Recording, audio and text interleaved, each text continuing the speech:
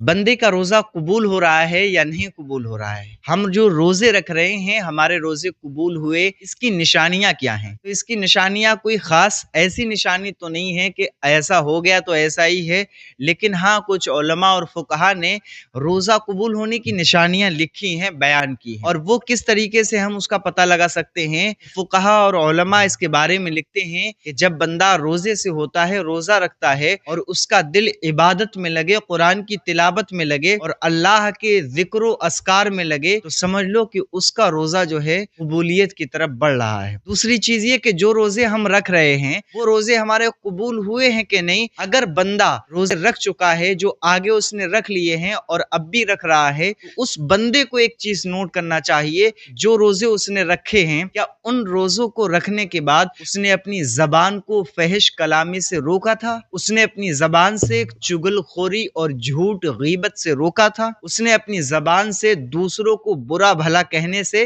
रोका था? उसने अपनी जबान से गाली गलौज और बेकार की बेहुदा किस्म की जो बातें हैं, उन तमाम चीजों से रोका था या नहीं? अगर उस बंदे ने अपनी जबान को इन तमाम बुरी बातों से रोका था, तो यकीन माने कि उसका रोजा मकबूलियत की मनाजिल तय कर रहा है और मंजिलों पर पहुंच रहा है। अगर एक चीज निशानी ये भी है कि जब बंदे का दिल मुतमईन हो, उसने जो रोजे रखे, उन रोजों के दरमियान में वो खुद को गुनाहों से रोका था या नहीं रोका था, ये देखे। अगर बंदा रोजे रख चुका है और अब रख रहा है, तो वो ये देखे कि जो रोजे उसने रखे हैं वो रोजे कबूल हुए हैं कि नहीं। उसकी निशानियों में एक निशानी ये भी है, वो ये हिसाब लगाए कि उन रोजों के दरमियान उसके कदम जो हैं वो गुनाह की तरफ बढ़े थे या नहीं, उसके हाथों से कोई गुनाह हुआ था या नहीं हुआ था, उसकी जबान, उसकी आंख, उसके कानों से कोई गुनाह हुआ था या नहीं हुआ। अगर बंदा इन तमाम चीजों का हिसाब लगाए और गौर व फिक्र करे, तो उसको पता चल जाएगा कि उसके रोजे जो उसने रखे हैं वो कबूल हुए हैं या नहीं हुए हैं। एक और निशानी मैं आपको बता दूं, एक निशानी ये है कि जब रमजान के महीने में बंदे रोजे रखते हैं, तो ये देखें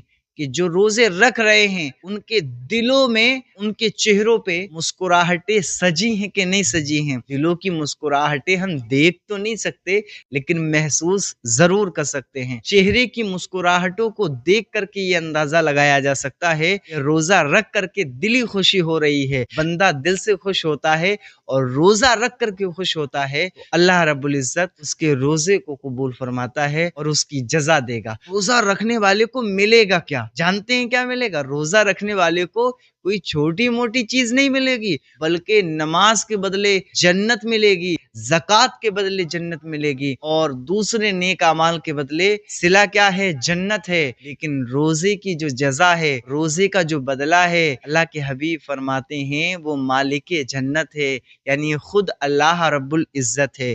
तो सोचें कितने खुशनसीब हैं कि साल भर में हमें एक ऐसा महीना मुबारक मिलता है जिसको रमज़ान कहा जाता है। अल्लाह रब्बुल इज़्ज़त हमारे रोज़ों को कबूल अता फरमाए और हमें खूब खूब बरकतें अता फरमाए।